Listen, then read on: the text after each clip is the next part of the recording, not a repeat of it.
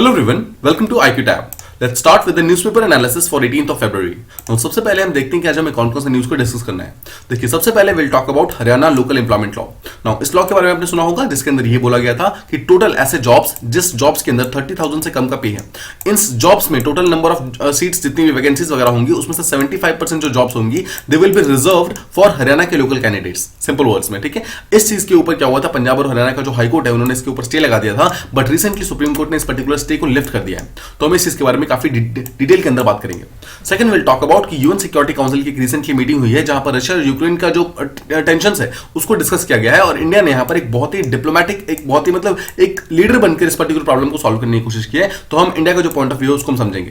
Third will talk about कि HIV जो हमारे यहां पर जो डिजीज होता है एचआईवी, उस पर्टिकुलर एचआईवी को सॉल्व करने का मतलब उसके अगेंस्ट एक बहुत ही अच्छा क्योर मिल गया है हमारे मतलब जो हमारी ह्यूमैनिटी है उसको एक बहुत अच्छा क्योर मिल गया है। तो इस पर्टिकुलर क्योर कैसे काम करता है हर एक चीज के बारे में हम काफी डिटेल के अंदर बात करेंगे। And finally will talk about Milan exercise जो कि रिसेंटली इंडिया कंडक्ट करवा रहा है, क्या क्या इसके बारे में इंपॉर्टेंट डिटेल्स है, हर एक चीज के बारे में बात करेंगे। Let's move on to the first topic that we have to talk about. सबसे पहले हम बात करने वाले हैं हरियाणा लोकल एम्प्लॉयमेंट लॉ के बारे में। देखिए सबसे पहले let me tell you the context ये है कि कुछ मतलब महीनों पहले यानी कि लास्ट ईयर क्या हुआ था, हरियाणा का जो स्टेट गवर्नमेंट है उन्होंने एक पर्टिकुलर लॉ को यहाँ पास किया था। उस लॉ के अंदर ये बोला गया था कि ऐसे सारे के सारे जॉब्स जिसका टोटल पे 30,000 से कम है, उन जॉब्स में से टोटल 75% जो सीट्स होंगी, वैकेंसीज होंगी ना, उसको आपको रिजर्व करना होगा फॉर दोज कैंडिडेट्स जिसका डोमिसाइल हरियाणा का है, मतलब जो हरियाणा के रहने वाले हैं उनके लिए आपको रिजर्व करना होगा। ठीक है, सिंपल वर्ड्स में। नाउ देखिए आप नाम से मतलब आपने सिंपली सुनकर यह बता सकते हैं कि ये पर्टिकुलर लॉ जो है वो कहीं ना कहीं हमारे जो फ्रीडम ऑफ मूवमेंट है, हमारा फ्रीडम ऑफ ट्रेड है, उसको वायलेट करता है। तो इस चीज के कारण जो पंजाब और हरियाणा का जो कॉमन हाई कोर्ट है उन्होंने इस पर्टिकुलर लॉ के ऊपर स्टे लगा दिया, मतलब इसको रोक दिया। ठीक है, स्टे लगा दिया। नाउ तो क्या हुआ, हरियाणा का जो स्टेट गवर्नमेंट है उन्होंने इस पर्टिकुलर स्टे के अगेंस्ट सुप्रीम कोर्ट में अपील किया और सुप्रीम कोर्ट ने रिसेंटली डिसीजन दिया है कि ये स्टे जो है कॉन्स्टिट्यूशनल नहीं है, इस पर्टिकुलर स्टे को यहां पर हटा दिया गया है। इसका मतलब क्या है, हरियाणा की गवर्नमेंट को ये चीज फिर से अलाउ कर दिया गया है कि मतलब आप इस पर्टिकुलर चीज को फॉर द टाइम बिंग आप इस चीज को स्टार्ट कर सकते हैं, आप इस चीज को इंप्लीमेंट कर सकते हैं। ठीक है, ये हमारा मेन कॉन्टेक्स्ट है। अब देखिए जो डिफरेंट जो इंडस्ट्री के एसोसिएशंस वगैरह हैं वो लगातार इसके अगेंस्ट है, बिकॉज वो बोल रहे हैं कि अगर ऐसा हो गया कि अगर हरियाणा के अंदर सिर्फ हरियाणा के लोग काम करेंगे तो सिमिलरली जो बाकी स्टेट्स है वो भी अपना अपना ऐसा लॉ बनाना स्टार्ट कर देंगे। फिर क्या होगा, इंडिया का जो एक सिंगल इकोनॉमिक यूनिट है वो कहीं ना कहीं टूट जाएगा। सिमिलरली फिर इंडिया का जो फेडरल यूनिट है वो भी टूट जाएगा, इंडिया का जो पॉलिटिकल यूनिट है धीरे धीरे वो भी टूटना स्टार्ट हो जाएगा। तो कहीं ना कहीं ये प्रॉब्लम क्रिएट कर सकता है। नाउ द क्वेश्चन कम्स कि एग्जैक्टली सुप्रीम कोर्ट ने हाई कोर्ट के इस पर्टिकुलर स्टे को हटाया क्यों मतलब स्टे को अपहोल्ड करने से मना कर दिया। देखिए सुप्रीम कोर्ट ने ये बोला कि जो पंजाब हाई कोर्ट ने जो इस चीज को जो मतलब स्टे लगाया है, एग्जैक्टली क्यों स्टे लगाया है, उसके अगेंस्ट रीजन क्या है, सफिशिएंट रीजन क्या है, आपने प्रॉपर रीजंस वगैरह प्रोवाइड नहीं किए, इसलिए हमने इस पर्टिकुलर स्टे को हटा दिया। तो अगर पंजाब हरियाणा हाई कोर्ट एक प्रॉपर हमें रीजन दे सके कि क्यों एग्जैक्टली इस पर्टिकुलर लॉ के ऊपर स्टे लगाना चाहिए, तो हम इस चीज को स्टे को फिर से अपहोल्ड कर देंगे। But for the time being इस पर्टिकुलर स्टे को हटाया गया है बिकॉज आपने कोई भी अच्छा रीजन में प्रोवाइड नहीं किया।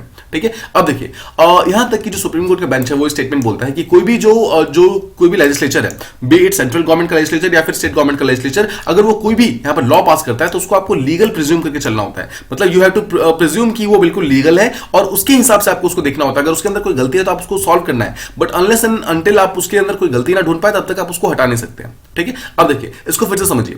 सुप्रीम कोर्ट का स्टेटमेंट ये है कि आपने जो भी यहां पर स्टे के ऊपर जो ऑर्डर लगाया है उसके पीछे का एक प्रॉपर रीजन होना चाहिए, मतलब एक पीछे प्रॉपर रैशनल रीजन होना चाहिए। अगर आपके पास एक अच्छा रीजन है तो आप उस चीज के ऊपर स्टे लगा दीजिए, बट बिकॉज जो हाईकोर्ट है उन्होंने कोई अच्छा रीजन प्रोवाइड नहीं किया है इसलिए हम इस पर्टिकुलर स्टे को यहाँ पे फिलहाल के लिए हटा रहे हैं। ठीक है, तो इस चीज को बोल करके इस चीज को यहाँ पर हटा दिया गया। तो आपको ध्यान रखना है कि एग्जैक्टली ये चीज हटाया क्यों गया है, मतलब क्यों उसका स्टे को अपहोल्ड नहीं किया गया है, बिकॉज हाईकोर्ट ने कोई अच्छा रीजन प्रोवाइड नहीं किया था।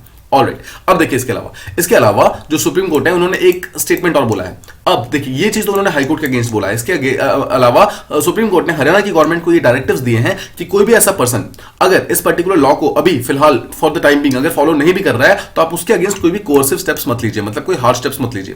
देखिए हरियाणा के लॉ के अंदर ये लिखा हुआ है कि अगर कोई भी पर्सन ऐसा है जो कि इस चीज को फॉलो नहीं करेगा तो हम उसको 10,000 रुपीज का फाइन या फिर 10,000 से इंक्रीज होकर वो 2 लाख तक का फाइन उसको मतलब देना पड़ सकता है। तो this is the kind of fine, मतलब 10,000 रुपए से लेकर के 2 लाख तक का फाइन उसको पे करना पड़ेगा। But for the time being supreme court ने इस पर्टिकुलर फाइन को जमा करने से मना कर दिया। तो just remember this particular thing कि इसके अगेंस्ट कोई भी जेल टर्म नहीं मेंशन था। ठीक है, मतलब अगर कोई पर्सन ऐसा कुछ करता है तो उसको जेल वाली कोई प्रोविजन नहीं है, सिर्फ यहां पर मॉनेटरी फाइन की यहां पर बात की गई है।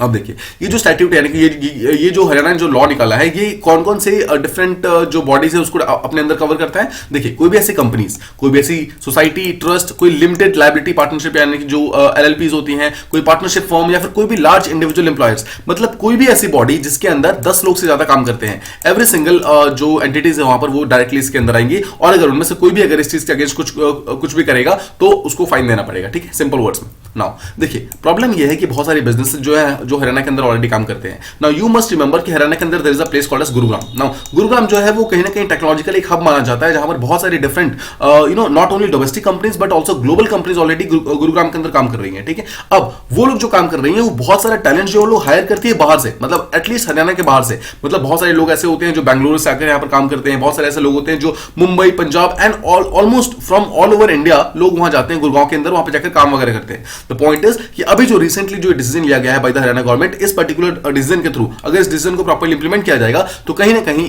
इस चीज को यहां पर रोकना पड़ जाएगा। मतलब जो बाहर के लोग जो आकर इंडिया, मतलब यहां पे गुरुगांव के अंदर जो काम कर सकते हैं, ये चीज कहीं ना कहीं रुक जाएगा। ठीक है, so just remember this particular thing कि क्या क्या एग्जैक्टली प्रॉब्लम्स हो रही है। नाउ अगर हम थोड़ा कॉन्स्टिट्यूशनल अगर हम प्रोविजन समझे तो आपको एक चीज ध्यान रखना है कि देखिए ये जो प्रोविजन बनाया है जो हरियाणा की जो गवर्नमेंट ने बनाया है वो एक्चुअली प्राइवेट सेक्टर के लिए बनाया है। मतलब कोई भी प्राइवेट सेक्टर है तो उसके अंदर भी उन्होंने जो रिजर्वेशन प्रोवाइड कर दिया, मतलब किसी प्राइवेट कंपनी के अंदर भी आप रिजर्वेशन प्रोवाइड कर सकते हो या फिर नहीं कर सकते हो। द क्वेश्चन जब ये पूछा गया तो कॉन्स्टिट्यूशन के अंदर जब चेक किया गया तो कहीं पर भी प्राइवेट सेक्टर के अंदर आपको रिजर्वेशन आप प्रोवाइड कर सकते हो फिर नहीं करवा सकते हो, इसका कोई भी बेसिस प्रेजेंट नहीं है। मतलब हमारे कॉन्स्टिट्यूशन के अंदर ऐसा कोई भी प्रोविजन नहीं लिखा हुआ है जिसके थ्रू आप प्राइवेट सेक्टर के अंदर कोई भी रिजर्वेशन वगैरह प्रोवाइड कर सकते हो। मतलब आप अगर आपको रिजर्वेशन प्रोवाइड करना भी है तो आप सिर्फ गवर्नमेंट सेक्टर के अंदर प्रोवाइड कर सकते हैं, प्राइवेट सेक्टर के अंदर नहीं कर सकते हैं। ठीक है, सिंपल वर्ड्स में। बट अगर आप यहां समझेंगे ये जो हरियाणा का जो लॉ है वो देखिए वो सिर्फ एम्प्लॉयमेंट को यहां पर डायरेक्टली इंपैक्ट नहीं कर रहा है, बट साथ ही साथ बहुत सारे लोगों को लाइवलीहुड भी है वो भी डायरेक्टली यहां पर खतरे में पड़ जाएगा। भाई देखिए बहुत सारे ऐसे लोग हैं जो कि बाहर से डिफरेंट स्टेट्स वगैरह से आकर हरियाणा के अंदर काम करते हैं, डिफरेंट एरियाज के अंदर आके मतलब काम करते हैं। अगर उनका आप जॉब छीन लोगे जस्ट बिकॉज हरियाणा के लोगों को जॉब प्रोवाइड करनी है तो वो सही नहीं होगा। ठीक है, उनका डायरेक्टली जो लाइवलीहुड है उसको वो कहीं ना कहीं डेंजर पे आ जाएगा। ठीक है, अब देखिए इसके अलावा हम समझते हैं जो यहाँ पे डिफरेंट स्टडीज वगैरह है उसके थ्रू ये मतलब ये मालूम चला है कि जो हरियाणा गवर्नमेंट ने जो ये पर्टिकुलर लॉ बनाया था उस लॉ को बनाने से पहले उन्होंने कोई भी एम्पेरिकल स्टडीज वगैरह नहीं की थी। मतलब किसी भी तरीके से उन्होंने ये जानने की कोशिश नहीं की एक्जैक्टली हरियाणा के अंदर बाहर के कितने लोग रहते हैं, हरियाणा के खुद के कितने लोग हैं, कितने लोग एम्प्लॉयड है, कितने लोग एम्प्लॉयड नहीं है, ऐसी कोई भी स्टडी नहीं हुई है। आपने मतलब बहुत ही वेगली इस पर्टिकुलर लॉ को बना दिया था। ठीक है, और इस चीज के कारण यहाँ पे जो प्रॉब्लम है वो काफी ज्यादा इंक्रीज हो गई है। नाउ एक चीज और समझिए आप यहाँ पर देखिए देयर आर 3 टाइप के लिस्ट होते हैं हमारे जो स्केड्यूल हमारा 7 है उसके अंदर टोटल 3 टाइप लिस्ट होते हैं, union list, state list and concurrent list. Union list के ऊपर सिर्फ यूनियन गवर्नमेंट जो है वो लॉज बना सकता है, स्टेट गवर्नमेंट के अंदर के ऊपर बेसिकली मतलब नॉर्मल केसेस में सिर्फ स्टेट बना सकता है या फिर कभी कभी मतलब यूनियन गवर्नमेंट भी बना सकती है, बट कंकरेंट लिस्ट ऐसा होता है जिसके ऊपर यूनियन और स्टेट दोनों बना सकते हैं। नाउ ये जो रिजर्वेशन प्रोवाइड करने का है स्पेशली जो पब्लिक सेक्टर के अंदर होता है मतलब प्राइवेट सेक्टर वगैरह होता है, इन सब के अंदर जो रिजर्वेशन वगैरह की बात आती है वो कंकरेंट लिस्ट के अंदर आती है। एंट्री नंबर 24 के अंदर ये लिखा हुआ है, but the point is entry number 24 भी यहाँ पर प्राइवेट सेक्टर के बारे में बात नहीं करता है, वो सिर्फ और सिर्फ पब्लिक सेक्टर के बारे में बात करता है। इसका मतलब क्या हुआ, सिंपल वर्ड्स में प्राइवेट सेक्टर का के अंदर अगर रिजर्वेशन की बात करेंगे तो वो हमारे कॉन्स्टिट्यूशन के अंदर कहीं पर भी मेंशन नहीं है। ठीक है, just remember this particular statement. Alright, देखिए इसके अलावा अगर आप एक चीज और देखेंगे यहाँ पर तो डिफरेंट बॉडीज जो है, इंडस्ट्रीज जो हैं, जो लॉयर्स वगैरह वो ये बोल रहे हैं कि अगर इस पर्टिकुलर लॉ का इंप्लीमेंटेशन अगर कंटिन्यू किया जाता है मतलब इस चीज को अगर रोका नहीं जाता है तो क्या होगा, इसका सबसे बड़ा इंपैक्ट ये होगा कि हरियाणा की तरह जो बाकी स्टेट्स हैं वो लोग भी ऐसा लॉ बनाना स्टार्ट कर देंगे जहां पर एक son of the soil theory होती है। What is called son of the soil theory? Simple words में कि जो जहां पर पैदा हुआ है मतलब जिसका जहां पर बर्थ हुआ है उसको वहीं पे जॉब करना है, उसको वहीं पे काम करना है। तो ये जो son of the soil theory है ना वो महाराष्ट्र वाले साइड में बहुत ज्यादा वो है मतलब प्रिवलेंट है। बट द पॉइंट इज कि अगर हरियाणा ऐसा लॉ बना रहा है तो कहीं ना कहीं जो बाकी स्टेट्स है वो भी अपने ऐसे लॉ बनाना स्टार्ट कर देंगे जिसके थ्रू वो बाकी स्टेट्स के लोग हैं उसको अपने स्टेट के अंदर काम देने से मना कर देंगे। जिससे क्या होगा, हमारा जो फेडरल स्ट्रक्चर है वो कहीं ना कहीं वीक होना स्टार्ट हो जाएगा। हमारा जो इकोनॉमिक यूनिट है, हमारा एक सिंगल इकोनॉमिक यूनिट है वो भी कहीं ना कहीं वीक होना स्टार्ट हो जाएगा और आगे जाकर प्रॉब्लम बढ़ जाएगी। जो हमारा पॉलिटिकल यूनिट भी है वो कहीं ना कहीं डिक्रीज होना स्टार्ट हो जाएगा। ठीक है, इन चीजों को रोकने के लिए हमें यहाँ पर जो सबसे बड़ी जो डिसीजन लेना होगा ये लेना होगा कि हमें बहुत ही रैशनली और बहुत ही केयरफुली इस पर्टिकुलर डिसीजन को लेना होगा। हमारे सुप्रीम कोर्ट को इंश्योर करना होगा कि जो भी डिसीजन इस पर्टिकुलर लॉ के अंदर लिया जाए, जो भी डिसीजन इस पर्टिकुलर केस के अंदर लिया जाए वो इस तरीके से लिया जाए कि आज और फ्यूचर दोनों को ध्यान में रख के लिया जाए। देखिए उसके लिए सुप्रीम कोर्ट ने यहाँ पर एक स्टेटमेंट लिया है। सुप्रीम कोर्ट ने यहाँ पर जो पंजाब हरियाणा का जो हाई कोर्ट है उनको ये बोला है कि रिसेंटली जो डिफरेंट इंडस्ट्रीज वगैरह ने जो रेट पिटीशन फाइल की है उसको आप जल्दी जल्दी प्रॉब्लम को सॉल्व कीजिए। आप 4 हफ्ते यानी कि 1 महीने का टाइम दिया गया है, 1 महीने के अंदर आपको इस पर्टिकुलर प्रॉब्लम को सॉल्व करना है। ठीक है, तो ये हो गया हमारा फर्स्ट टॉपिक। आई होप आपको ये चीज प्रॉपर्ली समझ आ गई होगी कि एग्जैक्टली क्या क्या हुआ है पिछले कुछ दिनों में। ठीक है, तो let's move on to the next one. यहां हम बात करने वाले हैं यूएन सिक्योरिटी काउंसिल के अंदर रिसेंटली मीटिंग हुई है और इंडिया का उसमें क्या क्या रोल रहा है। देखिए समझिए, पहली बात आपको समझना है यूएन सिक्योरिटी काउंसिल जो होते हैं उसके अंदर टोटल 15 मेंबर्स होते हैं। ठीक है, एक बार में जिसमें से 5 जो होते हैं वो परमानेंट मेंबर्स होते हैं और 10 जो होते हैं वो नॉन परमानेंट मेंबर्स होते हैं। ठीक है, just remember this particular thing. Now अगर आप देखेंगे जो 5 परमानेंट मेंबर होते हैं उनको P5 बोला जाता है। ठीक है, इन P5 कंट्री के पास यहाँ पर वीटो प्रेजेंट होता है। नाउ अगर आप बाकी जो नॉन परमानेंट मेंबर देखेंगे टोटल 10 मेंबर्स होते हैं और ये 10 मेंबर जो हैं वो बाई एनुअली मतलब रोटेट होते रहते हैं, मतलब हर 2-2 साल पे ये रोटेट होते रहते हैं। ठीक है, मतलब हर 1 साल के ऊपर 5-5 बंदे यहाँ पर न्यू मतलब आते रहते हैं। ठीक है, सिंपल वर्ड्स में। अब देखिए ये जो पर्टिकुलर यूएन सिक्योरिटी काउंसिल है ना, इसकी प्रेसिडेंसी हर महीने चेंज होती है। एक चीज आपको ध्यान रखना है कि मंथली चेंज होती है। ठीक है, मंथली का मतलब क्या है, हर महीने एक नया प्रेसिडेंट बनता है, मतलब 15 लोग जो है लगातार चेंज होते रहते हैं।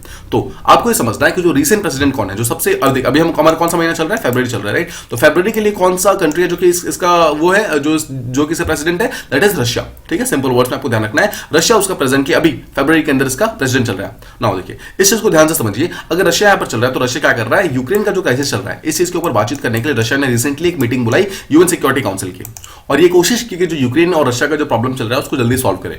नाउ इस पर्टिकुलर मीटिंग के अंदर इंडिया जो है, देखिए इंडिया भी राइट नाउ अभी एक नॉन परमानेंट मेंबर की तरह यहाँ पर जो है ये एक मतलब बेसिकली मेंबर है। ठीक है, इंडिया आपको ध्यान रखना है right now non permanent member है। ऑलराइट, अब देखिए ये जो इंडिया एक मेंबर है, इंडिया ने एक बहुत ही इंपॉर्टेंट स्टेप्स प्ले किए हैं जहां पर एक डिप्लोमेटिक सॉल्यूशन को ढूंढने की कोशिश की है रशिया और यूक्रेन की टेंशन के लिए। ठीक है, मतलब इस प्रॉब्लम को सॉल्व करने के लिए कुछ डिप्लोमेटिक सॉल्यूशंस वगैरह ढूंढ रहा है ना। उसके लिए इंडिया ने क्या किया, सबसे पहली चीज तो इंडिया ने ये किया है कि डिफरेंट जितने भी कंसर्न पार्टीज वगैरह हैं उन हर एक कंसर्न पार्टी के साथ यहाँ पर बातचीत की है, हर एक के साथ यहाँ पर बातचीत करके प्रॉब्लम को सॉल्व करने की कोशिश किया। बिकॉज इंडिया का ये मानना है, देखिए इंडिया जो है एक टाइप से शांति दूत की तरह काम करता है। What is the meaning of शांति दूत, जहां पर प्रॉब्लम्स को पीस के थ्रू सॉल्व करने की कोशिश करता है, नॉट थ्रू द वॉर। ठीक है, तो इसलिए इंडिया का यहाँ पर एक स्टेटमेंट आया है कि अगर कोई भी ऐसी प्रॉब्लम आती है, स्पेशली जो रशिया यूक्रेन का प्रॉब्लम है, उसको हम डिप्लोमेटिक डायलॉग के थ्रू सॉल्व कर सकते हैं। नो देखिए एक चीज आप जानते हैं कि जो यूरोप और स्पेशली जो रशिया और यूक्रेन वाला पार्ट है वहां पर वॉर टाइप सिचुएशन बहुत ज्यादा इंक्रीज हो रहा है। तो इस वॉर टाइप सिचुएशन को अवॉइड करने के लिए, हटाने के लिए इंडिया ने यहां पर डिप्लोमेटिक डायलॉग की बात की है कि हमें डिफरेंट कंट्रीज को एक साथ मिलकर बातचीत करनी होगी ताकि हम प्रॉब्लम को सॉल्व कर सके और वॉर टाइप कोई भी सिचुएशन यहां पर इमर्ज ना हो। इसके लिए हमारे जो एक्सटर्नल अफेयर्स मिनिस्टर है उन्होंने रिसेंटली यूएस के जो सेक्रेटरी ऑफ स्टेट है, जिनका नाम आपको पता होगा एंटनी ब्लिंकन है, और जो यूएस के सेक्रेटरी ऑफ स्टेट है उनके साथ अब रिसेंटली मीटिंग की है और रशिया और यूक्रेन का जो टेंशन है उस चीज को जल्दी से जल्दी प्रॉब्लम को सॉल्व करने की बात की है। इसका मतलब क्या है, इंडिया यहां पर खुद अब इनिशिएटिव ले रहा है, डिप्लोमेटिक इनिशिएटिव ले रहा है, जहां पर डिफरेंट कंट्री के साथ बातचीत कर रहा है और प्रॉब्लम को सॉल्व करने की कोशिश कर रहा है। देखिए just remember this particular thing कि इंडिया जो है अपने इंटरेस्ट और जितने भी बाकी कंट्रीज है, जितने भी इन्वॉल्व कंट्रीज है, सबके इंटरेस्ट को यहां पर सॉल्व करने की कोशिश कर रहा है। बिकॉज अगर यहां पर वॉर टाइप सिचुएशन स्टार्ट हो जाता है, मतलब वॉर अगर इमर्ज होती है तो हर एक कंट्री को कहीं ना कहीं घाटा होगा, भले ही वो उस पर्टिकुलर वॉर का पार्ट हो या फिर ना हो। देखिए इंडिया इस पर्टिकुलर वॉर के अंदर डायरेक्टली पार्टिसिपेट नहीं कर रहा है, ना ही इंडिया डायरेक्टली नेबर है रशिया फिर किसी कंट्री का। बट द पॉइंट इज कि अगर ये चीज वॉर यहां पर होती है तो कहीं ना कहीं देखिए इंडिया के ऊपर ही बहुत बड़ा इंपैक्ट पड़ेगा। बिकॉज रशिया, यूएसए, यूक्रेन, ये सब के सब इंडिया के साथ कहीं ना कहीं ट्रेडिंग करते हैं, राइट। इंडिया के ट्रेड पार्टनर्स है, तो अगर ये ट्रेडिंग पार्टनर्स डायरेक्टली वॉर के अंदर आएंगे तो इंडिया को भी डायरेक्टली नहीं तो इनडायरेक्टली डेफिनेटली इंपैक्ट होना स्टार्ट हो जाएगा। राइट नाउ जो हमारा ग्लोब है that is under the protect of globalisation. Right now हम ग्लोबलाइजेशन के अंदर है। अगर कोई भी एक पर्टिकुलर कंट्री यहां पर मतलब किसी भी टाइप का इंस्टेबिलिटी आती है तो बाकी जितने भी कंट्रीज हैं जो कि उस पर्टिकुलर कंट्री के ऊपर डायरेक्टली इनडायरेक्टली डिपेंडेंट थे, हर एक कंट्री को प्रॉब्लम्स आनी स्टार्ट हो जाएगी। सिमिलरली हमें सिर्फ अपने इंटरेस्ट को नहीं बट आसपास के जितने कंट्रीज है सबके इंटरेस्ट को फॉलो करते हुए अपने रिलेशनशिप को यहां पर इंप्रूव करना होगा। नाउ देखिए इसीलिए इंडिया ने बातचीत स्टार्ट की है बोथ यूएसए एंड रशिया के साथ। देखिए अगर आप ध्यान सोचेंगे तो एक्चुअल टेंशन जो है वो रशिया और यूक्रेन के बीच में, बट यूक्रेन को कौन बैक कर रहा है, that is being back by USA. So actual जो टेंशन चल रहा है वो रशिया और यूएसए के बीच में चल रहा है। तो रशिया और यूएसए दोनों के साथ यहां पर इंडिया ने बातचीत की है और प्रॉब्लम को सॉल्व करने की कोशिश की है। ना आपको एक चीज याद होगा, जो बाइडेन जो कि यूएस के प्रेसिडेंट है, उन्होंने कुछ दिनों पहले एक स्टेटमेंट दिया था जहां पर उन्होंने ये बोला था कि हो सकता है कि अगले कुछ दिनों के अंदर रशिया जो है डायरेक्टली यूक्रेन के ऊपर अटैक कर दे। ठीक है, ये चीज बोला था और इसको बोल करके यूएसए ने अपने जो डिप्लोमेट्स वगैरह थे वो यूक्रेन से उन्होंने बाहर निकाल लिए थे। इसका मतलब क्या है, यूएसए को ऐसा लग रहा है कि हो सकता है कि रशिया यूक्रेन के ऊपर अटैक कर दे। But on the other side अगर आप रशिया को देखेंगे, रशिया अपने ट्रुप्स को लगातार पुल बैक करने की कोशिश कर रहा है। रशिया ने स्टेटमेंट भी प्रोवाइड किया था कि हमने अपने ट्रुप्स को कुछ पुल बैक कर लिया है, बट ऑब्वियस बात है यूएसए इस चीज को मान नहीं रहा है और दोनों के बीच में जो टेंशन है वो प्रॉब्लम अभी सॉल्व नहीं हो रही।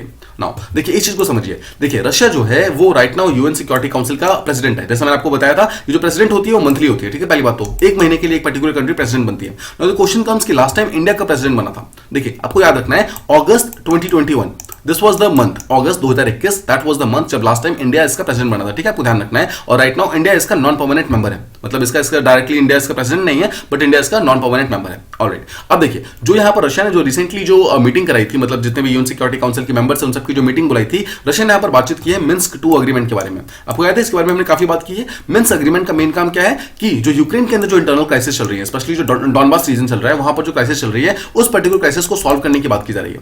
तो देखिए मिन्स्क 1 नाम का एक अग्रीमेंट 2015 के अंदर स्टार्ट हुआ था, जो कि इस पर्टिकुलर प्रॉब्लम को सॉल्व करना चाह रहा था, बट वो पूरी तरीके से फेल हो गया था, जो कि इस प्रॉब्लम को सॉल्व नहीं कर पाया था। तो इसको सॉल्व करने के लिए फ्रांस, जर्मनी, इन सबकी हेल्प से डॉनबास रीजन के अंदर जो भी प्रॉब्लम्स वगैरह है उसको सॉल्व करने के लिए मिन्स्क 2 नाम का, मतलब उसी का एक टाइप का सक्सेसर टाइप, एक दूसरी एक टाइप के अग्रीमेंट को बनाया गया था ताकि इस पर्टिकुलर प्रॉब्लम को सॉल्व कर सके। देखिए बिफोर मूविंग फॉरवर्ड हम पहले इसको समझते हैं कि एक्जैक्टली डॉनबास रीजन है कहां पे। तो देखिए this is Russia, this is Ukraine. Ukraine का नीचे वाला पार्ट क्रीमिया, आपको जैसे पता है, ऑलरेडी पता है कि रशिया ने इसके ऊपर अटैक करके इसको एनेक्स कर रखा है। देखिए जो ये यूक्रेन का जो ईस्टर्न वाला पार्ट है, जो कि रशिया के साथ डायरेक्टली टच करता है, this particular region is called as Donbas region. और यहां पर काफी ज्यादा इंटरनल कॉन्फ्लिक्ट चल रहे हैं, जहां पर यूक्रेन के बैक फोर्सेस यानी कि यूक्रेन की जो मिलिट्री है और कुछ रशिया के बैक फोर्सेस है, दोनों के बीच में यहाँ पर सिविल वॉर टाइप इमर्ज हो गया है।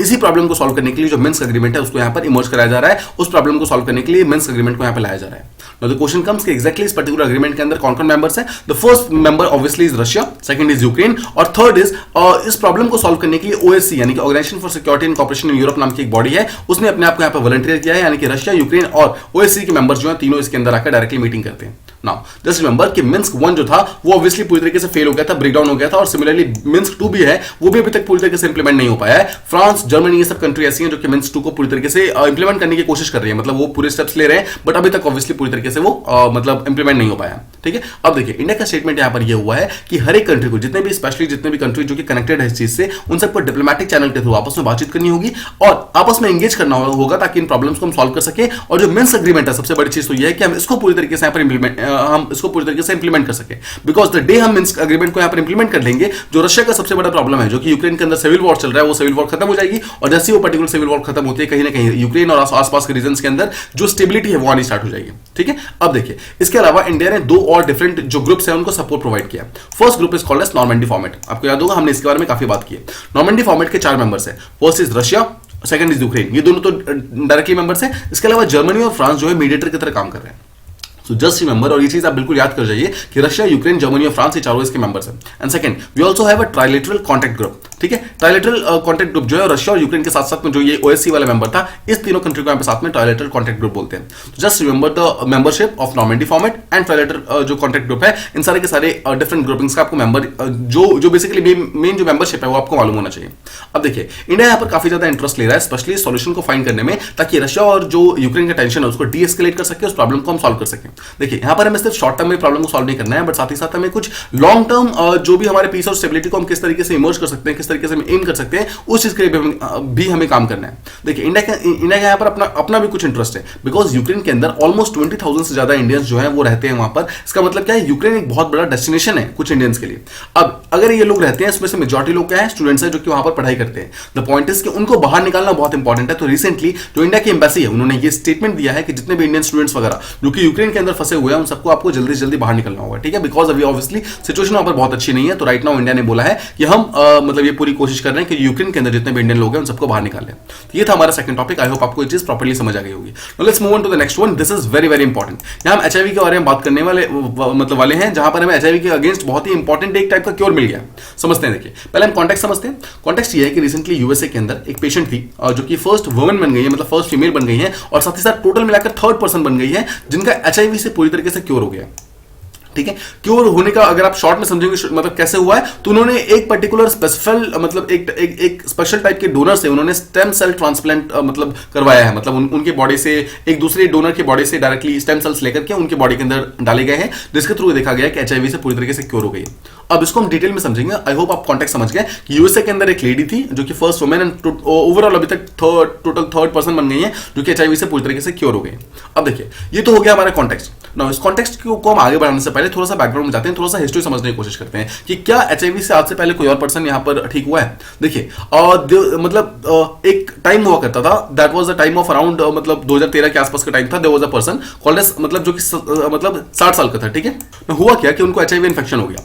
अगेन 4 साल के बाद 2017 में जब उनको दोबारा चेकअप किया गया तो उनको पाया गया कि उनको ल्यूकेमिया भी है। Now question comes, what is leukaemia? Leukaemia को आप सिंपल वर्ड्स में समझ सकते हैं, ब्लड कैंसर, ठीक है। ब्लड कैंसर जहां पर हमारी बॉडी जो है वो कैंसर हो जाती है, स्पेशली ब्लड के पार्ट में, ठीक है। तो देखिए 2013 के अंदर उनका एचआईवी पॉजिटिव पाया गया और 2017 के अंदर उनको उनके बॉडी के अंदर ल्यूकेमिया पाया गया। मतलब वो एचआईवी प्लस ल्यूकेमिया दोनों से डायरेक्टली अफेक्टेड थे, ठीक है। तो क्या होता है, एक पर्टिकुलर स्पेसिफिक टाइप के डोनर से वो एक एम्ब्रायनिक स्टेम सेल्स लेती हैं, ठीक है। अब वो लेती हैं जब वो, तो क्या होता है उस पर्टिकुलर डोनर के अंदर जो मतलब वो डोनर थे उनके ब्लड के अंदर ऑटोमेटिक एक नेचुरल म्यूटेशन आया हुआ था। देखिए इसके बारे में अभी हम बात करेंगे, फिलहाल बस कॉन्टेक्स्ट समझिए, बहुत ही आराम से समझिए इसको। देखिए पॉइंट ये हुआ है कि जो एक लेडी हुआ करती थी, ठीक है, देयर वाज अ लेडी, उस मतलब उन लेडी को एचआईवी था ना, एचआईवी था। तो एचआईवी को सॉल्व करने के लिए डॉक्टर्स बहुत सारे डिफरेंट टाइप के तरीके यूज कर रहे थे। बिकॉज देखिए एक चीज तो हमें पता था कि अगर किसी पर्टिकुलर को एचआईवी होता है तो वो क्यूरेबल नहीं है, सिंपल वर्ड्स में, मतलब उनकी डेथ पक्की है। बट आज नहीं तो कल प्रॉब्लम यह है कि प्रॉब्लम इमर्ज हो जाएगी और उनकी डेथ हो जाएगी। तो इनको बचाने के लिए यहाँ पर डॉक्टर्स अलग अलग तरीके की बहुत सारी कोशिशें कर रहे थे, जिसके अंदर एक कोशिश ये था कि वो अलग अलग तरीके से मतलब अलग अलग जगहों पर यूज करके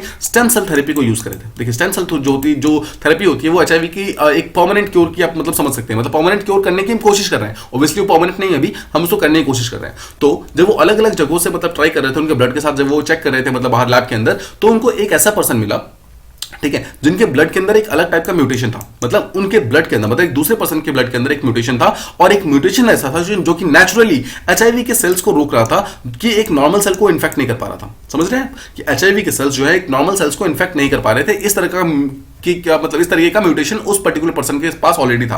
तो क्या हुआ, डॉक्टर्स ने उस पर्टिकुलर पर्सन से ब्लड्स लिए, कुछ स्टेम सेल्स लिए, उनको लैब में बनाया, और जो भी स्टेम सेल्स वगैरह थे उसको इस पर्टिकुलर वुमन के अंदर मतलब डाल दिया गया, इंसर्ट किया गया। जब डाला गया तो देखा गया कि कुछ दिनों के बाद ऑटोमेटिकली ये जो लेडी थी वो पूरी तरीके से ठीक हो गई। मतलब ऑलमोस्ट 14 मंथ्स तक ऑलमोस्ट एवरी सिंगल डे उनका ब्लड ट्रांसफ्यूजन हुआ है, उनको मतलब वगैरह डिफरेंट टाइप की मेडिसिन वगैरह दी गई हैं। बट द पॉइंट इज कि 14 महीने के बाद जो एचआईवी अभी तक पूरी तरीके से अनक्योरेबल था, जो कि मतलब प्रॉब्लम सॉल्व नहीं हो रही थी, वो पूरी तरीके से क्योर हो गया। और राइट नाउ उस मतलब जो वो वुमेन है उनकी बॉडी के अंदर एक भी एचआईवी नहीं है, मतलब एचआईवी का एक भी वायरस नहीं है। और सेकंड चीज, उनके बॉडी के अंदर कोई एंटीबॉडीज भी नहीं है। देखिए एंटीबॉडीज का सिंपल फंडा समझिए, अगर आपकी बॉडी के अंदर कोई भी एंटीजेंस जाएंगे, एंटीजन का मतलब है कोई भी बैक्टीरिया वायरस जाएंगे, तो आपकी बॉडी उससे फाइट करने के लिए एंटीबॉडीज बनाती है। तो हो सकता है कि आपकी बॉडी के अंदर का जो एंटीजेंस है वो खत्म हो जाए, मतलब बैक्टीरिया वायरस खत्म हो जाए, बट नॉर्मली आपकी बॉडी के अंदर जो एंटीबॉडीज होती है वो कभी खत्म नहीं होती है। मतलब एंटीबॉडीज लॉन्ग टर्म तक रहती है, बिकॉज एंटीबॉडीज कहीं ना कहीं मेमोरी सेल्स होती है कि अगर नेक्स्ट टाइम सेम टाइप के एंटीजन अगर आपकी बॉडी के ऊपर अटैक करेंगे तो आपकी एंटीबॉडीज पहले से रेडी होंगी। देखिए ध्यान समझिए, बहुत ही इंटरेस्टिंग है। इंटरेस्टिंग ये हुआ है कि इन वुमेन के अंदर जो एचआईवी के सेल्स थे, यानी कि जो एचआईवी के वायरस थे, वो तो खत्म हो गए, बट साथ ही साथ जो जितने भी एंटीबॉडीज थी, एंटीबॉडीज भी पूरी तरीके से वो हो गई, फिनिश हो गई। इसका मतलब क्या है, इट लुक्ड लाइक कि कभी इन पर्टिकुलर पर्सन को मतलब इन वुमेन को कभी एचआईवी हुआ ही नहीं था। बिकॉज देखिए जिस भी पर्सन को एचआईवी होता है उनके बॉडी के अंदर थोड़े से अमाउंट में तो एंटीबॉडीज डेफिनेटली प्रेजेंट होते हैं, बट इनके बॉडी के अंदर से एंटीबॉडीज भी गायब हो जाना ये शो करता है कि मतलब ये हमें एक मतलब अगर ये चीज पूरी तरीके से सक्सेसफुल हो गई तो हमें एक परमानेंट क्योर मिल सकता है यहाँ पर। तो आई होप आप मेन जो कॉन्टेक्स्ट है वो समझ गए कि यही जो मतलब लेडी थी जो कि अभी रिसेंटली ठीक हुई है, उन्हीं का मैं केस समझा रहा था आपको, जो कि 2013 में इनको एचआईवी हुआ था, 2017 में इनको ल्यूकेमिया हुआ था, तो 2017 के आसपास में इनका इलाज स्टार्ट हुआ था। और इस जो ये म्यूटेटेड जो पर्सन थे उनके बॉडी से उनको ब्लड वगैरह और जो स्टेम सेल वगैरह उनको दिया गया था, और होते होते ऑलमोस्ट 14 मंथ से मतलब लगातार उनका क्योर चल रहा है। 2022 में रिसेंटली न्यूज आया है कि वो पूरी तरीके से एचआईवी से ठीक हो चुकी है। ठीक है, तो इनके बारे में बता दिया। नाउ लेट्स अंडरस्टैंड कि एग्जैक्टली इंडिया के अंदर एचआईवी एड्स का प्रेवलेंस कितना है। देखिए 2019 के अंदर जब लास्ट टाइम इस चीज के ऊपर प्रॉपर्ली स्टडी किया गया था तो पाया गया था कि जो मेल पॉपुलेशन है इंडिया के, उसके अंदर 0.2% जो ऐसी पॉपुलेशन है जो कि एचआईवी से अफेक्टेड है, और फीमेल्स अराउंड 0.20। इसका मतलब है मेल मोर देन फीमेल। ठीक है, वन चीज तो आपको ध्यान रखना है। सेकंड चीज, अगर आप टोटल नंबर्स में देखेंगे तो ऑलमोस्ट 23.48 लाख इंडियंस ऐसे लोग हैं जो कि एचआईवी से डायरेक्टली इनडायरेक्टली अफेक्टेड है। ठीक है, मेल प्लस फीमेल दोनों मिला करके, सो ऑलमोस्ट 23 लाख मतलब लोग ऐसे हैं जो कि इससे वो हैं अफेक्टेड है। ठीक है, अब अगर आप स्टेट वाइज चेक करेंगे तो मैक्सिमम नंबर ऑफ जो आपको जो इन्फेक्टेड लोग मिले हैं they are from Maharashtra, second number पे Andhra Pradesh and third number पे Karnataka. Now you just need to remember this particular, अगर आप ऑलरेडी याद करते हैं तो that is very very good, specially आपके मेंस के अंदर आपको आंसर्स को बूस्ट करने में काफी हेल्प कर सकते हैं। ठीक है, अब देखिए 2019 के अंदर ही मतलब अंदर ही हमने एक रिपोर्ट निकाला था जिसका नाम था एचआईवी एस्टिमेशन रिपोर्ट। नाउ इस पर्टिकुलर एस्टिमेशन को जो हमने चेक किया तो हम क्या कर रहे थे 2000 के बाद जितने भी डेटा वगैरह आए थे, जितने भी एचआईवी के केसेस वगैरह थे, हमने हर एक चीज को यहाँ पर चेक करना स्टार्ट किया। जब यहाँ पर केसेस को चेक करना स्टार्ट किया तो हमें ये मालूम चला कि 2019 के आसपास में से मतलब ये मालूम चला कि 2000 के बाद जो एचआईवी था ना वो धीरे धीरे यहाँ पर डिक्रीज होना स्टार्ट हो गया, मतलब डाउनवर्ड ट्रेंड पे। ऐसा माना जाता है कि इंडिया के अंदर 2000 के अंदर एचआईवी का पीक आया था मतलब हाईएस्ट नंबर ऑफ केसेस हो गए थे। उसके बाद फिर से पीक के बाद हमेशा नंबर ऑफ केसेस हमेशा डिक्रीज होते हैं। सिमिलरली यहाँ पर भी नंबर ऑफ केसेस यहाँ पर डिक्रीज होने स्टार्ट हो गए। Now, there is a body in India that is called as National AIDS Control Organization, NACO, simple words में, ठीक है, National AIDS Control Organization। उन्होंने रिसेंटली एक स्टेटमेंट दिया, उन्होंने ये बोला है there is a therapy, there is a मतलब एक टाइप का ट्रीटमेंट है that is called as anti retroviral treatment therapy, यानी कि ART ट्रीटमेंट जो है ये बेसिकली एड्स या फिर HIV को फाइट करने के लिए मतलब यूज होती है। Now this particular therapy is freely available, freely मतलब जितने भी डेडिकेटेड सेंटर्स वगैरह है जहां पर एड्स का इलाज होता है, जहां पर एचआईवी का इलाज होता है, हर एक जगह पर यहाँ पर ये पर्टिकुलर जो चीज है, ये मतलब ये जो ट्रीटमेंट है ये पूरी तरीके से फ्रीली अवेलेबल है। मतलब कोई भी पर्सन अगर इस एड्स या फिर एचआईवी से इन्फेक्टेड है वो डायरेक्टली जाकर यहाँ पर खुद का इलाज करवा सकते हैं। ठीक है, तो हम समझते हैं एक्जैक्टली ART है क्या। देखिए सिंपल वर्ड्स में समझिए तो एचआईवी का ट्रीटमेंट को यहाँ पर ART बोला जाता है। ठीक है, आई होप आप ये चीज समझ गया। अब देखिए ART का सीधा सा मतलब है कि एंटी रेट्रोवायरल थेरेपी, मतलब बहुत सारे जो ये देखिए जब भी आपके बॉडी के अंदर जब एड्स जाएगा ना तो एड्स का मतलब देखिए एड्स एक्चुअली एक टाइप का वायरस होता है। तो एड्स जो होता है उसके अंदर रेट्रोवायरस जो होते हैं प्रेजेंट होते हैं। इसी रेट्रोवायरस से फाइट करने के लिए हमारी बॉडी एंटी रेट्रोवायरल थेरेपी मतलब करते हैं हम लोग इस चीज से फाइट करने के लिए। तो इसके अंदर बहुत सारे डिफरेंट टाइप के एचआईवी के मेडिसिन वगैरह होते हैं जो कि लिए जाते हैं, जो कि इस पर्टिकुलर चीज से फाइट करने में हेल्प करते हैं। Now there are 3 main medicines. First is called as tenofovir, second is called as emtricitabine, third is called as raltegravir. Now देखिए हो सकता है कि आपको सुनने में थोड़ा सा अजीब लगे इन सब के नाम, but this names are very very important, specially after this particular जो हमारा सक्सेसफुली ये जो एचआईवी का जो पर्सन क्योर हो गया उसके बाद। These 3 names are very very important. Now what will happen is UPSC will directly ask a question that tenofovir recently seen in news is a term related to what? या फिर मतलब similarly ऐसा question पूछा सकता है that एम्ट्रिसिटाबिन a term recently seen in news is a term related to what? तो इस तरीके के क्वेश्चन आपसे पूछा सकता है। So just remember कि ये तीनों नाम या फिर इनमें से कोई भी नाम अगर आपको कहीं पर भी आता है that is directly affected to HIV का जो क्यूर है उस मतलब उससे डायरेक्टली अफेक्टेड है। ठीक है, मतलब उससे डायरेक्टली रिलेटेड है। ऑलराइट, अब देखिए समझिए जो ART जो ये टाइप का जो ट्रीटमेंट होता है ये कहीं ना कहीं जो HIV वायरस होते हैं उसका रेप्लिकेशन बंद कर देता है। देखिए एक वायरस अगर किसी पर्टिकुलर होस्ट बॉडी के अंदर जो रहती है वो वायरस सर्वाइव तभी कर सकती है अगर वो लगातार रेप्लिकेट करेगी, लगातार वो मल्टीप्लाई करेगी। अगर किसी तरीके से हम उसका मल्टीप्लिकेशन रोक देंगे, उसका हम रेप्लिकेशन रोक देंगे तो ऑटोमेटिकली वो वायरस जो है हमारी बॉडी के अंदर से खत्म हो जाएगा।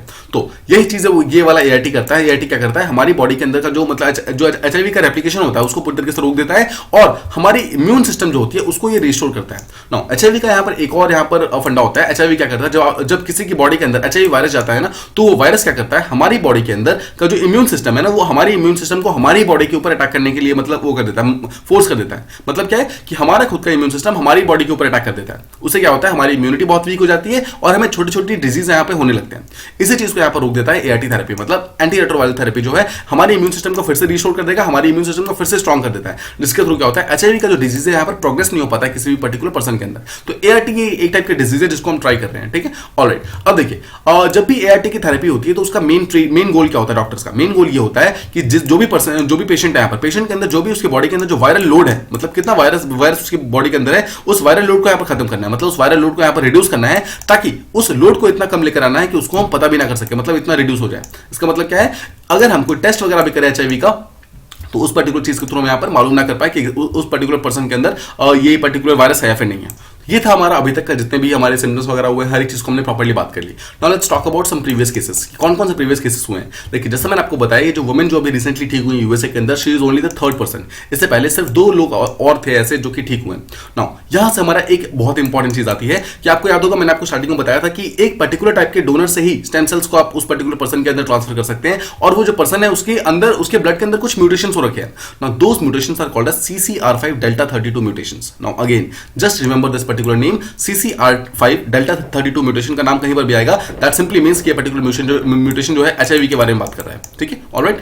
ये बहुत ही ज्यादा इंपॉर्टेंट है बिकॉज देखिए आप समझ सकते हैं कि HIV का अगर हमें क्योर मिल जाएगा तो कितनी बड़ी चीज होगी, बिकॉज आप वो इस पर्टिकुलर डेटा से देख सकते हैं कि ऑलमोस्ट 22 लाख से ज्यादा लोग हमारे यहाँ पे इन्फेक्टेड हैं सिर्फ इंडिया के अंदर, और उसके अंदर पूरे वर्ल्ड को मिलाकर सिर्फ आज तक 3 ही लोग क्योर हो पाए हैं। इसका मतलब क्या है, ये डिजीज ऑलमोस्ट अनक्योरेबल है राइट नाउ, अभी तक मतलब राइट नाउ उसी चीज को हम सॉल्व करने की कोशिश कर रहे हैं। तो उसके थ्रू ये पर्टिकुलर जो म्यूटेशन है जो कि ब्लड के अंदर होता है, ये चीज बहुत ही ज्यादा इंपॉर्टेंट है। और ये पर्टिकुलर म्यूटेशन ऐसा है जो कि किसी पर्सन को नेचुरली इनफेक्ट मतलब नेचुरली इम्यून बना देती है एचआईवी इन्फेक्शन के अगेंस्ट। मतलब जिस जो भी कोई पर्सन है जिसके बॉडी के अंदर ऑलरेडी CCR5 डेल्टा 32 म्यूटेशन नाम का ब्लड ऑलरेडी प्रेजेंट है, या फिर जो स्टेम सेल्स है वो प्रेजेंट है, उसके बॉडी के अंदर एचआईवी कभी भी नहीं हो सकता है। ठीक है, ये चीज आई होप आपको प्रॉपर्ली समझ आ गई। नाउ इसके लिए क्या होता है, हमें जो एडल्ट स्टेम सेल्स वगैरह होते हैं वो हमें ट्रांसफर करना होता है, जो भी डोनर्स हैं उसके बॉडी से लेकर जो इन्फेक्टेड पर्सन है उसके बॉडी के अंदर। नाउ एक चीज आपको समझना होगा, देखिए जब भी आपकी बॉडी जो होती है बहुत ही यूनिक बॉडी है, आपकी बॉडी के अंदर कोई भी अगर फॉरेन का सब्सटेंस डालेंगे ना, मतलब कोई भी बाहर का सब्सटेंस डालेंगे तो आपकी बॉडी उस चीज को रिजेक्ट कर देती है, उसको बाहर निकाल देती है। सिमिलरली अगर किसी दूसरे पर्सन का जो कि मतलब CCR5 डेल्टा 32 म्यूटेशन वाला जो ब्लड है या फिर जो स्टेम सेल्स है, अगर आपको उस पर्टिकुलर चीज को अगर आप मतलब किसी ऐसे पर्सन की बॉडी के अंदर डालेंगे जो कि इन्फेक्टेड है, तो ऑब्वियसली सी बात है उसकी बॉडी जो होगी उस चीज को रिजेक्ट कर देगी, उस चीज को एक्सेप्ट नहीं करेगी। उसके कारण जो उसकी बॉडी के अंदर काफी सारे साइड इफेक्ट्स देखे गए हैं। मतलब कि जो दोनों पर्सन थे जो कि इससे पहले ठीक हुए थे, दोनों पर्सन के अंदर एक पर्टिकुलर टाइप का यहाँ पर एक टाइप का साइड इफेक्ट आया था, that is called as graft versus host disease. आपको बस ध्यान रखना है, ग्राफ्ट वर्सेस होस्ट डिजीज जो है वो डायरेक्टली एचआईवी से अफेक्टेड है, मतलब डायरेक्टली जो एचआईवी है उससे रिलेटेड है। इसके कारण क्या होता है, काफी सारे डिफरेंट टाइप की यहाँ पर इलनेस वगैरह होने लगती है। नाउ यहाँ पर एक चीज यहाँ पर समझने वाली बात है, देखिए अभी तक जो दो पर्सन जो ठीक हुए थे, दोनों पर्सन के अंदर ये पर्टिकुलर ग्राफ्ट डिजीज देखा गया था, बट जो रिसेंटली जो वुमेन ठीक हुई है उनके अंदर अभी तक ये पर्टिकुलर डिजीज नहीं देखी गई है।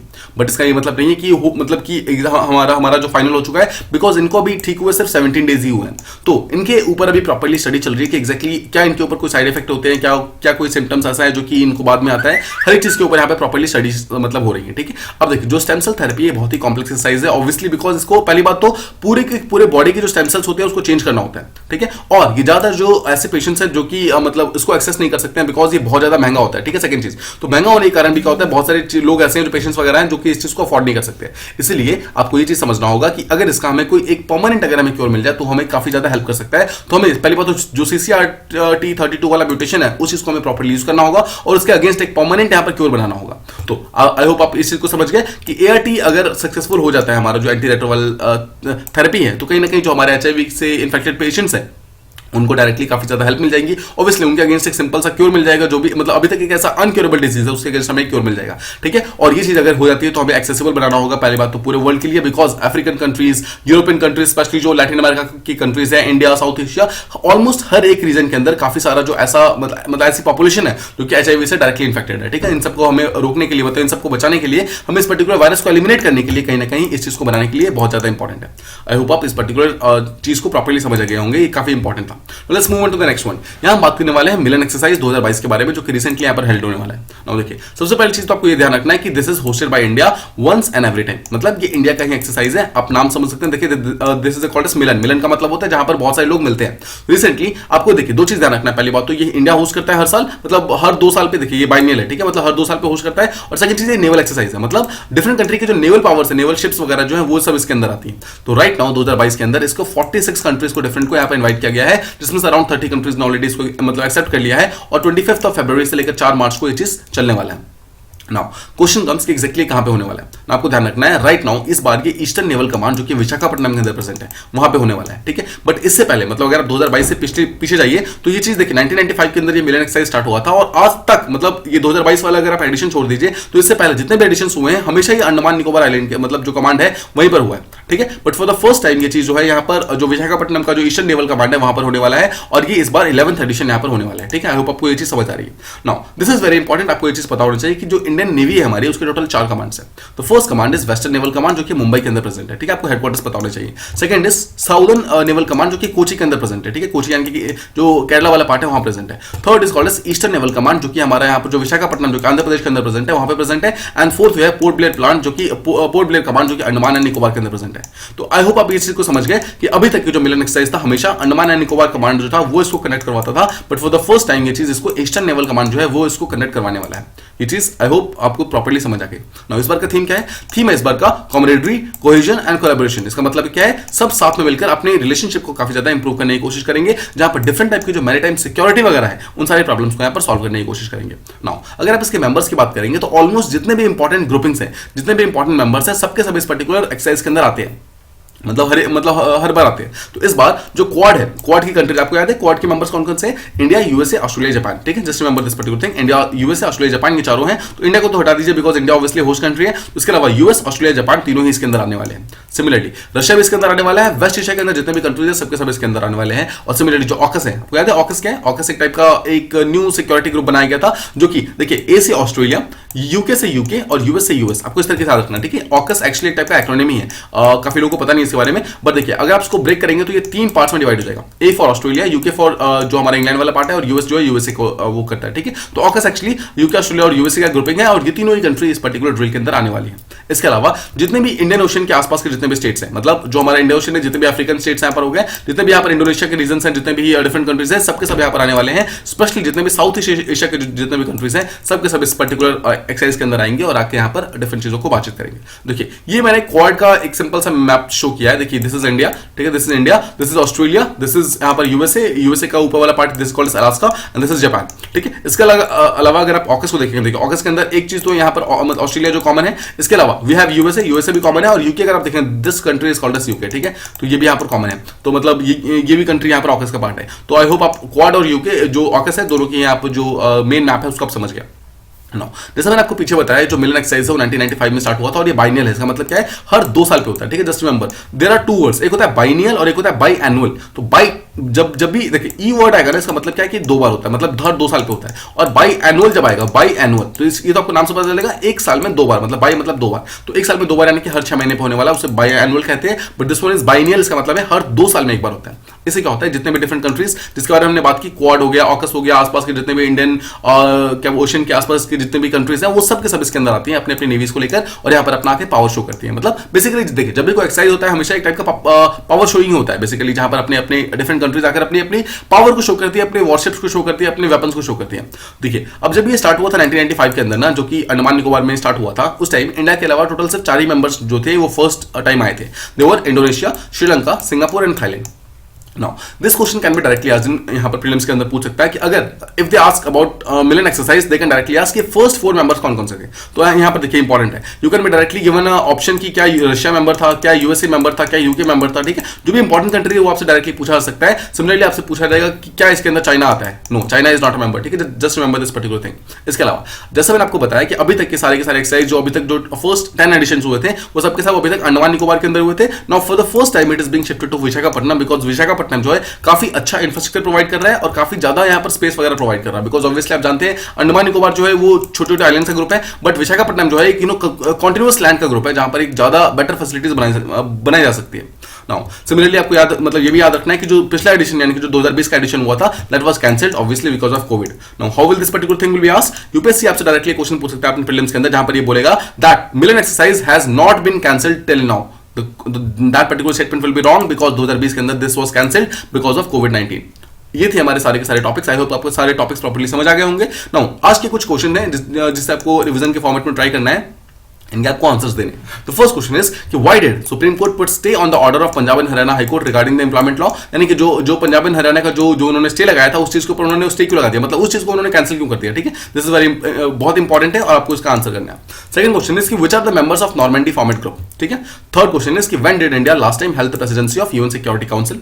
द फोर्थ क्वेश्चन इज कि emtricitabine and raltegravir recently seen in news, they are types of what? Next question is where will the Milan exercise take place in 2022? And the last question is which are the member countries of AUKUS? ठीक है, ये कुछ question है जिसे आपको try करना है। जो कल के क्वेश्चन थे उसे हम रिवाइज कर लेते हैं। The first question was that the tribunals they were added to the constitution through which amendment act? Now देखिए first thing that you must remember is कि tribunals हमारे ओरिजिनल कॉन्स्टिट्यूशन का पार्ट नहीं थे। They were added through 42nd amendment act that was brought in 1976. Alright. Second question is कि what is the IUCN status of crimson rose butterflies? Now देखिए पहले चीज आपको ध्यान रखना है कि crimson rose अगर आपसे पूछा जाता है सिंपल वर्ड्स crimson rose क्या है, तो they are a species of butterflies। And second चीज इसका आईयूसीएन स्टेटस क्या है आपको याद होगा, लीस्ट कंसर्न है बिकॉज मेजॉरिटी मतलब काफी ज्यादा इसकी पॉपुलेशन ऑलरेडी प्रेजेंट है। ठीक है, थर्ड चीज ट्रू फॉल्स का स्टेटमेंट है जहां पर लिखा हुआ कि crimson rose butterflies is the largest butterfly in the world. This is a false statement. देखिए ये चीजें ऑल्दो मैंने ये चीज आपको कल बताई नहीं थी, but I just wanted to put it because मैं चाहता था कि आप थोड़ा सा सोचे। देखिए अगर इस चीज को हमने मेंशन नहीं किया, अगर तो ये लार्जेस्ट बटरफ्लाई होता तो हम डेफिनेटली इसको कहीं ना कहीं मेंशन करते, बट अगर हमने इसको मेंशन नहीं किया इसका मतलब ये लार्जेस्ट बटरफ्लाई नहीं है। ठीक है, नाउ फॉर द मतलब नॉलेज से आपको पता होना चाहिए कि एक्जैक्टली लार्जेस्ट बटरफ्लाई कौन सा होता है। उसका नाम होता है बर्ड विंग। बर्ड विंग आप सिंपली याद कर सकते हैं। ठीक है, बर्ड विंग नाम का एक बटरफ्लाई होता है, दैट पर्टिकुलर बर्ड विंग जो बटरफ्लाई होता है वो लार्जेस्ट बटरफ्लाई पूरे वर्ल्ड का होता है। ठीक है, so crimson rose is not the largest. Alright, next question is what is the total installed present capacity of solar energy in India? That is around 40 gigawatts और हमारा एम कितना है? अराउंड 100 गीगावाट्स तक पहुंचना है बाय द एंड ऑफ 2022, यानी कि इसी साल के एंड तक पहुंचना है। ऑलराइट, नेक्स्ट क्वेश्चन इज कि what is the main aim of Kusum Yojana? देखिए कुसुम का आपको फुल फॉर्म याद है, किसान जो ऊर्जा सुरक्षा उत्थान महाअभियान। उसका मतलब क्या है? ऊर्जा सुरक्षा मतलब सोलर पंप्स को यहां पर प्रमोट करने की बात की जा रही है, स्पेशली फार्मर्स के बीच में। और यहां पर एक बहुत ही इंपॉर्टेंट इस चीज का मतलब वो चीज ये है कि अगर आप इस पर्टिकुलर सोलर पंप को यूज करके इलेक्ट्रिसिटी प्रोड्यूस करते हो, अगर आपके पास एक्स्ट्रा इलेक्ट्रिसिटी है तो आप उस चीज को बेच भी सकते हो, मतलब डिफरेंट डिस्कॉम्स वगैरह को, डिस्ट्रीब्यूटिंग कंपनीज वगैरह को। ठीक है, तो ये चीज काफी इंपॉर्टेंट है। Alright, and the last question was कि how is green hydrogen made? देखिए आप सबने इसका बहुत ही अच्छे से रिप्लाई किया था। द सिंपल आंसर इज कि H2O को ब्रेक करके आप इस चीज का मतलब ग्रीन हाइड्रोजन बना सकते हो। मतलब हाइड्रोजन अगर आप वाटर को देखेंगे तो इसके अंदर टोटल 3 मॉलिक्यूल्स होते हैं, 2 मॉलिक्यूल्स हाइड्रोजन के, 1 मॉलिक्यूल ऑक्सीजन का। तो आप ऑक्सीजन को सिंपली छोड़ दीजिए, मतलब डिस्कार्ड कर दीजिए, फिर आप उसको डिफरेंट यूज के लिए यूज कर लीजिए। और जो यहाँ पर जो आपका 2 मॉलिक्यूल्स ऑफ हाइड्रोजन है उस चीज को यूज करके आप यहाँ पे इलेक्ट्रिसिटी को प्रोड्यूस कर सकते हैं। That is called as green hydrogen. ठीक है, आई होप आपको सारे क्वेश्चंस एंड सारे टॉपिक्स प्रॉपर्ली समझ आ गए होंगे। If you like the video please do like, share and subscribe, and thank you so much for listening.